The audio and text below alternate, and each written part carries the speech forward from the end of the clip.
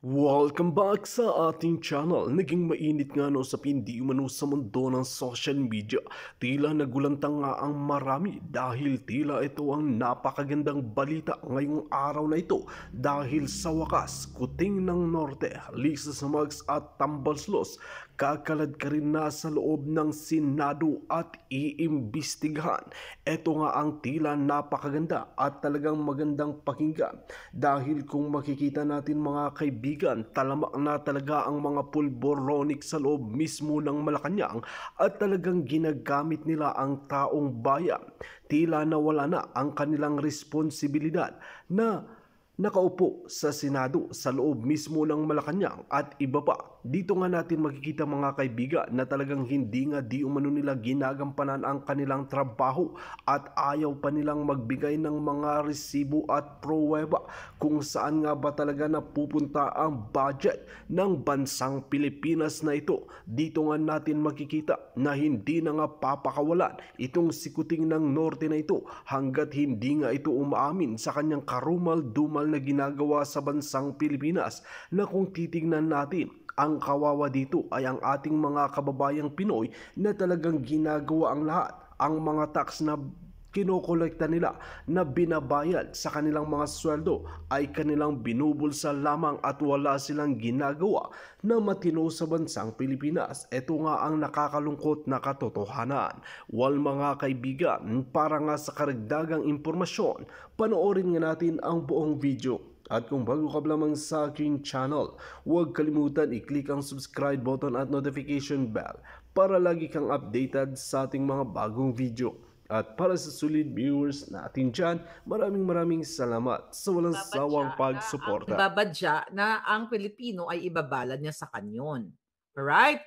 Ibabala sa so ang mga strong points na pinag-usapan is yung about authoritarian comparison, kumbaga inungkat doon yung pagiging authoritarian ng tatay niya. Then ang relationship ng Duterte at niya sa China, you know? Ano ang previous relationship ng Pangulong Duterte, ano yung comparison. Then also yung mga ninakaw nilang pera, yun sa Kaban ng Bayan. At masasabi ko na nagkamali talaga tayo by watching that video, this interview mga palangga. Nabudol talaga tayo. Okay? Budol na budol tayo. Putang ina talagang sabi ko, bakit the reason why kaya tayo napunta kay Kuting kasi nga yung Dilawan na nag-take over noong 1986, akala natin sila yung nakipaglaban nga dito, 'di ba? Sa mga atrocities, okay, mga human rights violations during Marcos time. Anak ko nga, I was young, pero ang nakita ko talaga sa probinsya noon ay wala yung mga nakikita nyo sa Maynila. Maliwanag naman dyan na sinabi ko. And sinuportahan ko yung mga putang inang ito, mga buwakan ng Ginimes, dahil sabi nga natin, baka isoli na yung mga ninakaw nila at hindi na magnanakaw kasi sobrang ganid naman kung magnanakaw pa. I think pareho tayo ng ng parang kaisipan noon. Although I'm so happy kasi yung iba, hindi talaga kayo nabudol. Ibig sabihin, mga palangga, ay tama yung desisyon nyo, nagkamali kami. Pero the thing is, nasa na kayo? Yung mga ngalngal ng ngalngal na dilawan, na galit kay Marcos, nasa na kayo? Nasa na yung mainstream media? O inaamin namin, nagkamali kami, putang ina, nabudol nga kami. Dahil akala namin, hindi na magnanakaw. Ang akala namin, makahiya na yung mga buwakan ng inang ito. So kaya kami nabudol. Tapos pinagtawanan nyo kami, di ba? Na now, nag-speak up kami, umayon na kami sa inyong paniniwala na oo, tama nga, binudol nga tayo ng buwakan ng inang Marcos and now, another name is Araneta. And ang Romualdez Marcos, iyan talagang nambudol sa atin. Nung time na kayo ay sumisigaw, na kayo ay talagang nilapastangan ng Romualdez Marcos. Pero ang nakakalungkot, nasa na kayo? Kakampi nyo na kami ngayon. So balikan natin yung interview, okay? Bago pa tayo mapunta na naman sa kung saan-saan. Ngayon mga palangga, okay? Ang sinasabi ni Marcos Jr. doon, na yun, the same story na tayo daw ay mayroong soberenya at may sarili tayong soberenya na dapat ito ay protektahan. Chuchu-chuchu. Sabi pa niya, nang hinayupak niya, hindi niya hahayaan, although sinabi niya sa Australian Parliament, at inulit niya uli sa, di ba, sa interview, na hindi niya hahayaan, okay, exact word niya, we will not allow a single square millimeters of our maritime rights to be trampled upon. The Philippines now finds itself on the front line against actions that undermine regional peace, erode regional stability, and threaten regional success. Let's talk about this. Na sinasabi niyang hindi niya hahayaan na may manakop o, kumuha ng ating soberenya, ng ating lupa, okay, in layman's term, kahit isang, what is millimeter in Tagalog?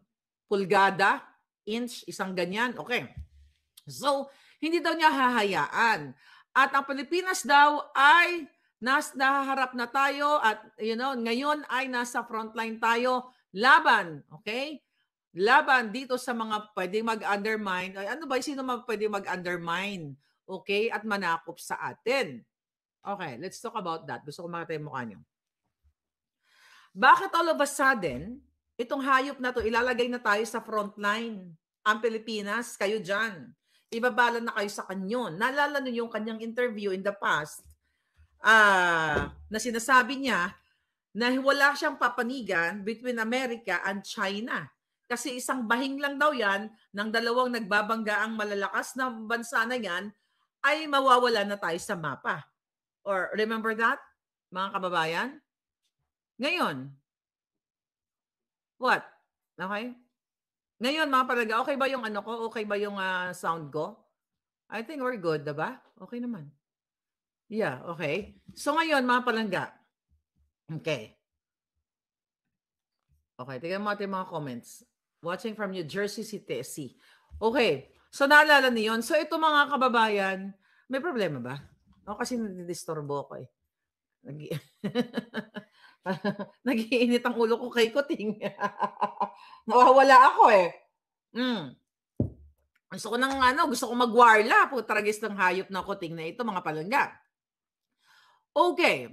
Ngayon, ang mga katanungan doon, mga kababayan, bakit biglang nagyumabang si Kuting na ibabala niya na sa kanyon ang mga Pilipino? Dahil nung unang siya ay nangampanya, kaya nga tayo nabudol dahil sinasabi niya, hindi tayo makikipag-away between China and America. Tayo, yung bansa ko, hindi tayo ang Pilipino ay hindi makikipag-participate sa kaguluhan ng dalawang bansa. Sa halip ay tayo ay nasa neutral side or nasa gitna tayo kasi we cannot afford to go to war. Unang-una, paano nga tayo makaka-afford, ulit-ulitin natin, ang ating mga sundalo kung binabawasan ang kanilang mga benepisyo, yung buwaka ng inang lisa na naman, yung hayop na to, paano makakalaban ang ating mga kasundaluhan? Kulang sa benepisyo dahil binawasan. Doon noong panahon ni Duterte, dinagdagan. Walang mga gear, gadgets and everything. Hindi tayo makakalaban if we talk about numbers of the Chinese people and numbers of the Filipino people. Yung population, talo talaga tayo. Yun ang katotohanan. Kaya nga, natuwa tayo kay Kuting noon na hindi tayo papasok sa gerang hindi naman natin gera.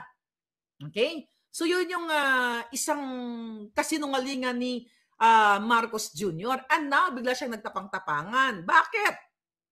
Bakit may nangako sa kanya? O hindi bakit? Dahil nakuha na ang mga ninakaw ninyo, ang pera ninyong naka-freeze for so many years? Okay, let's talk about that later. Hayop na ito. Okay, dahil nga daw ang sinasabi dito na ang mga Chino ay inaharas yung ating mga Philippine Coast Guards diyan sa ating karagatan. Okay? So ngayon, mga kababayan, you know what? Biglang nagbago ang kaisipan nitong hayop na ito. Kaya sabi ni Sara Ferguson, isa-isay natin, in your speech to the Australian Parliament, you use unusually strong language, quoting your own pledge. You said, I will not allow any attempt by any foreign power to take even an inch of our sovereignty territory. We will not yield. Sinabi niya sa parliament. Are you talking about not giving up Philippine territory in the South China Sea? All right. Of course, hindi naman natin i-give up ang ating teritoryo. 'Di ba? Tama naman. Dapat hindi natin i-give up. Pero nga, ito yung sagot ni Kuting. Absolutely. It is my sworn duty and sworn duty of the entire government of the Republic of the Philippines to defend the Constitution of the Philippines, and the first article of the Constitution is definition of our territorial waters. So akala mo ngayon ay akala mo talagang poprotektahan niya ang ating bayan. So ano yung sworn duty na pinagsasabi mong buwaka ng ina ka? Doon pa lang sa hindi na sa international water ang pinag-uusapan. Yung pagpapapasok mo ng smuggler at labas-pasok ng smuggler at paglabas ng ating mga kayamanan na ninanakaw nyo patawid, okay, sa iba't ibang bayan, yan ba ay sworn duty mo sa taong bayan na hinayupak kang Kuting? Okay?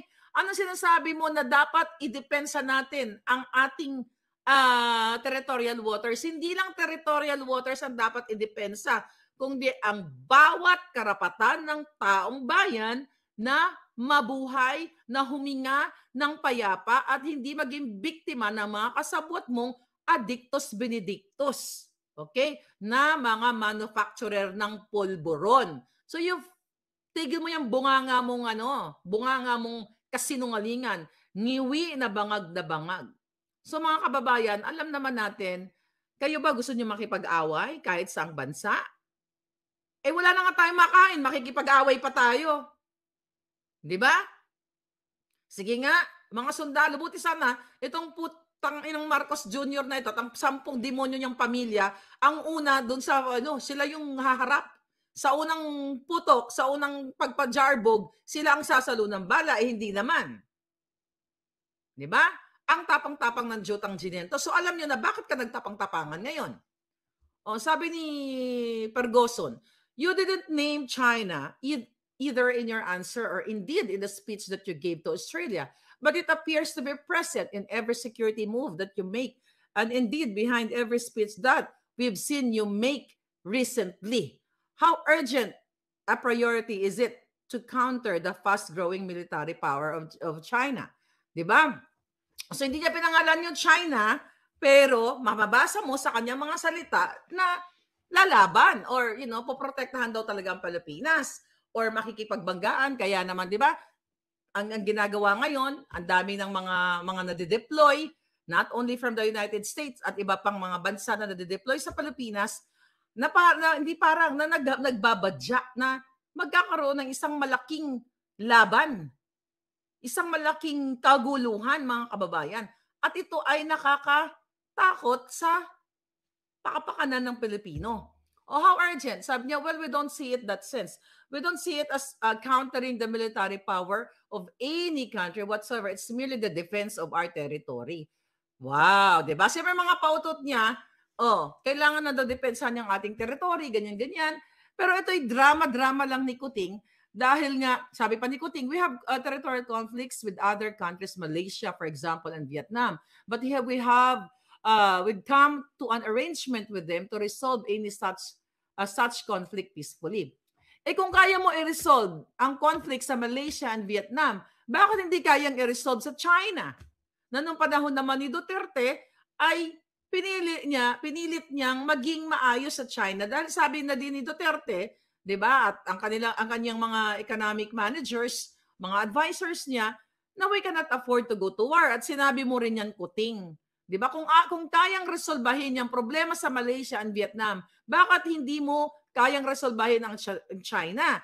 Kasi may nag-uudyok sa iyo dahil ikaw ay isang uto-uto.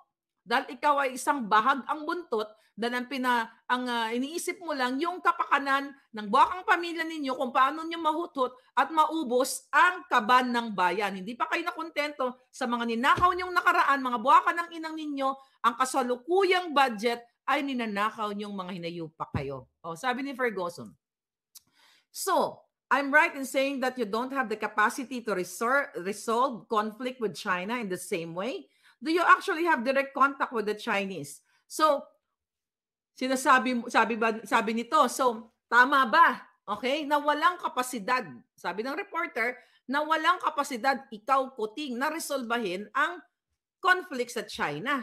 Kasi ibig sabihin, kung ang Malaysia at Vietnam ay nagkaroon ka ng peace, maayos na pagkasunduan, so hindi kaya ni Kuting na makipagsundo sa China. Kasi, bakit hindi niya kaya? Kasi ayaw niyang gawin. Okay? Kasi isa siyang juto-juto at hawak yung itlog niya, okay? Maliban sa asawa niya, hawak ang itlog niya na mga taong ibinenta niya na ang kaluluwa niya at ang kinabukasan ng taong bayan. 'Di ba? Kasi ang layo-layo nung during the campaign. Sabi niya hindi tayo makikipag-away. Oh. Tapos ngayon biglang nagtapang-tapangan ng buwakan ng ina. Ang sabi ni Marcos Jr., sagot niya doon sa kay Ferguson.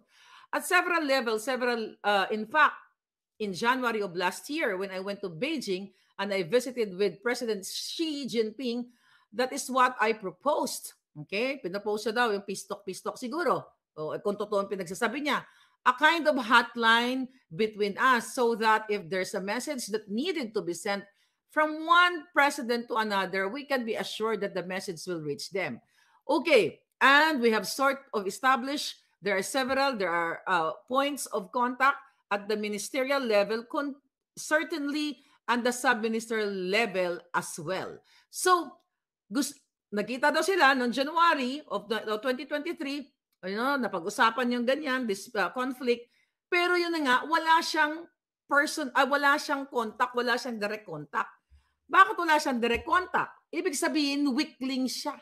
Ibig sabihin, ayaw niyang makipag-ayos sa China. Kasi remember, Pangulong Duterte went there noong panahon ni Kuting. Tinanggap siya ni President Xi. I don't know kung anong, tinanggap lang siya doon as a former president, as a former friend. Pero si Kuting na presidente na siya yung may power para makipagsundo, hindi lang sa China, kundi sa iba't iba pang mga bansa para magkaroon ng peaceful agreement, peaceful relationship.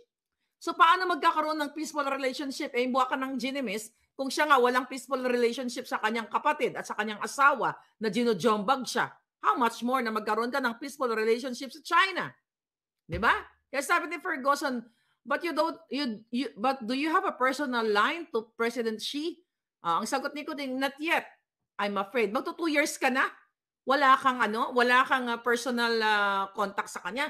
Yan, buwa ka ng ina mong asawa, umattend ng Chinese New Year. Di ba? Kasama yung ambassador ng China na kung saan why is it, sabi niya, nung ina-interview siya ng media, why is there media here? Yung nagmukha siyang botangerang syonget na mukhang kordoroy ang pagmumukha yan. Naalala niyo yun? Ang ibig ko sabihin, nag-attend ng what do you call it, Chinese New Year, kasama yung ambassador, nandun yung asawa mong buang. Yung asawa mong punong-puno ng nikotin at punong-puno ng kademonyohan at natalbugan si Satanas, doon na yung pagkakataon na kung gusto nyo magkaroon ng pag-uusap sa China, sa leader ng China, ando doon na yung ambassador. O dapat inususan mo yung asawa mong bigaon na pinakamasama sa buong mundo. Okay? Na baka naman pwedeng kausapin yung ambassador ng China na magkaroon ng communication between you and President Xi. Diba? Pero ayaw mong gawin. Ayaw mo makipag-usap kasi what? Meron kang personal agenda. Ayop ka. Sabi ni Ferguson, let me just ask you this question. I want to come to what is that you want from Australia because that's obviously one of the reasons for your visit and your speech as well as I said. Ano bang gusto daw niya sa Australia? Di ba? Ano bang gusto? But the former president of the Philippines, Duterte, was making overtures to China, very strong ones. Have you decisively moved away from China influence and back into American's orbit? Kasi kinumpara nga, okay, ng interviewer na nung panahon ni Duterte, maayos yung relationship ng China and the Philippines. So, tinatanong siya dito na, nilalayo mo ba ang Pilipinas sa pakikipagkaibigan o pakikipagsunduan sa China at, ang pinapanigan mo na ay, sinabi ba dito, definitely America. Okay? Yun ang ibig sabihin dito. Tapos sabi ni Kuting, I think it's important to make very clear whatever the Philippines does, the Philippines does because it's in our interest, not because it has been dictated upon us by anyone. Really? Di ba? Kung interest ng Pilipinas, ang sinasabi mo, paulit-ulit na lang tayo. Pwede kang makipagkaibigan sa lahat. Hindi ka pwedeng umarte na akala mo nang girahin ng China. Kung tayo-tayo lang. Okay?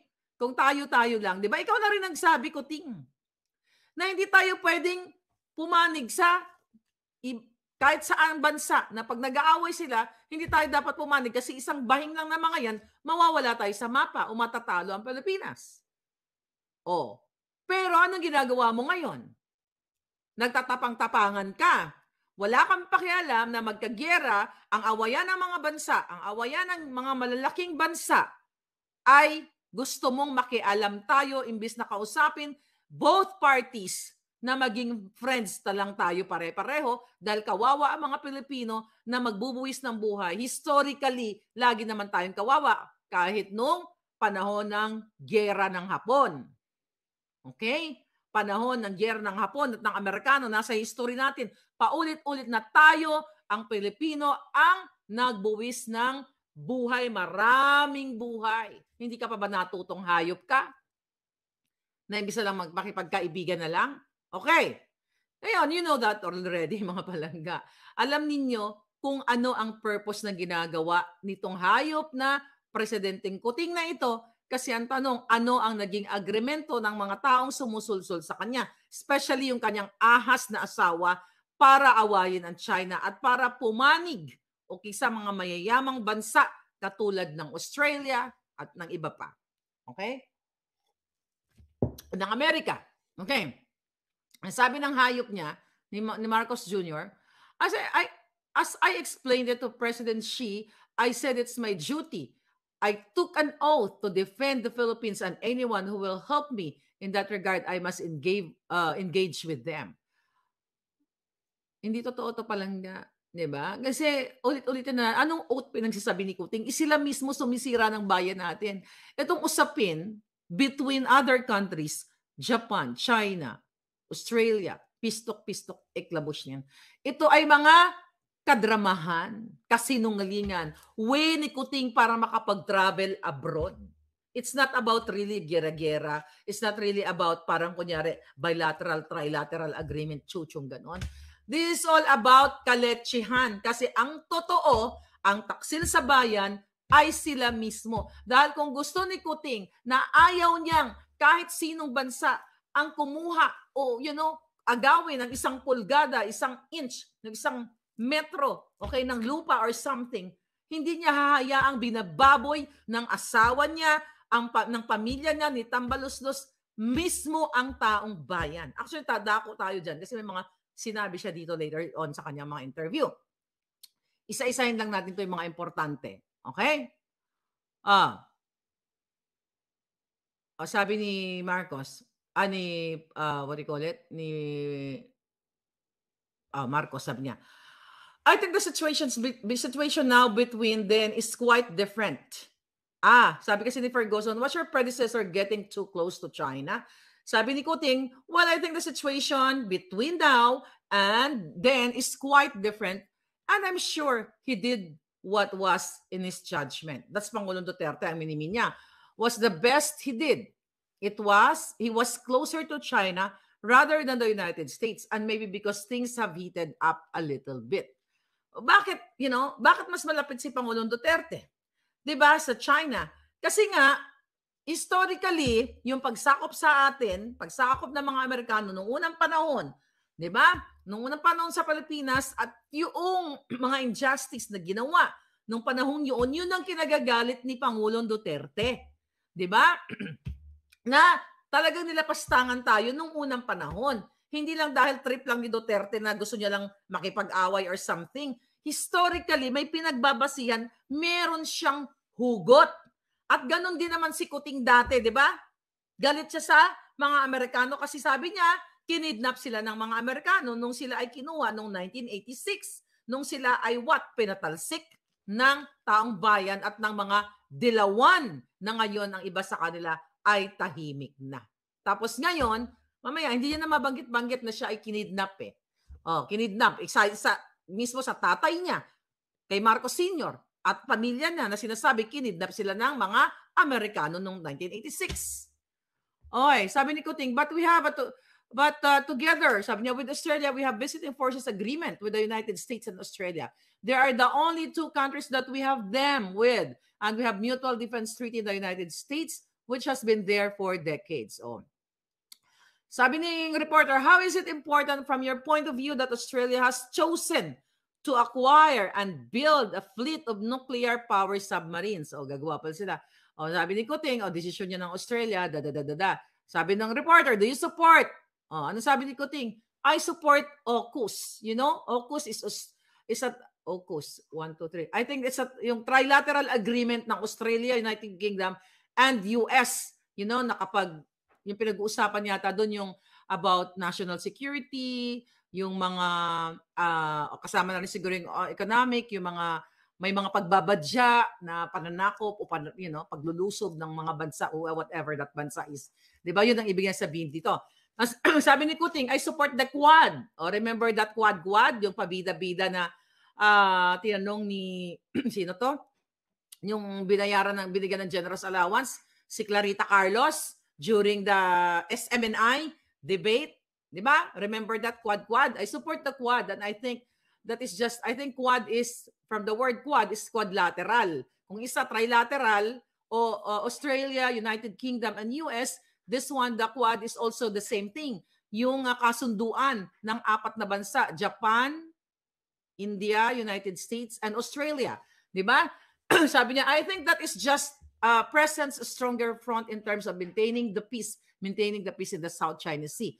So, okay naman na may kasunduan tayo, na may kakampi tayo, di ba? Wala namang problema. Maganda yon, kaya nga peaceful lahat eh. So, hindi porket nakipagsundo tayo sa Australia, sa India, ang agreement na to, hindi tayo kasali actually, doon sa AUKUS at Quad na yon eh. But again, yung magiging peace, neutral ka, hindi ka makikipag-away, tama lang yun. Kasi mga nag-aaway-away lang naman, mga powerful countries eh. Kasi, ano yung intention nila? To get more power. Di ba? Para, yung isa, parang buhay lang yan eh, sa tunay na buhay. Na yung may mga kaibigan na eto, maganda na yung buhay, medyo pantay sila, yung isa, sisirain ka. Di ba? Sisirain ka kasi gagawin ka ng issue o nambubuli ka or something kasi gusto mong agawin yung trono niya. Di ba? Parang ganun lang yan. Gusto mong nakawin yung anong kanya. Kaya yung iba, tataniman ka ng mga kwento, tataniman ka ng kaso, if you talk about regular na pag-uusap sa buhay. Pero ito naman, yung mga malalaking bansa, mga palangga, lahat yan vested interest. Ngayon ako, kasi Amerikana, di ba? Pilipino-Amerikana, ayoko ng gyera. Pero paulit-ulit ko sinasabi ko, kung ako isang ipinanganak sa Amerika, na wala akong alam sa Pilipinas, at hindi ko naranasan yung paghihirap doon o nakikita ko yung mga tao doon kung paano sila mag-sacrifice, paano sila mag-suffer, paano sila mawala ng pag-asa, mawala ng buhay, maging biktima ng kung ano-anong mga kaletsyehan ng gobyerno, I don't care, di ba? Wala akong pakialam sa inyo. Kasi hindi ko naman alam yung buhay doon eh. Ngayon, kung kukunin namin ang yaman ninyo, let's say, kunin namin lahat ng resources ninyo, pabor yun sa akin. Pero sa mundong ito, di ba, kaya nga may mga bilateral, trilateral agreement eh. You have to respect other countries' what? Sovereignty. Doon na naman tayo papasok. Bakit panghihimasukan, okay, ang mga maliliit na bansa at uudyukan para makipag-away?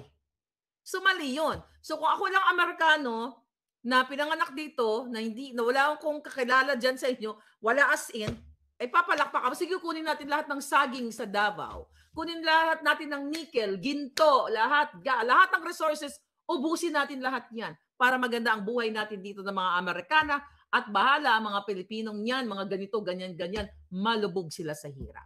You know what I mean?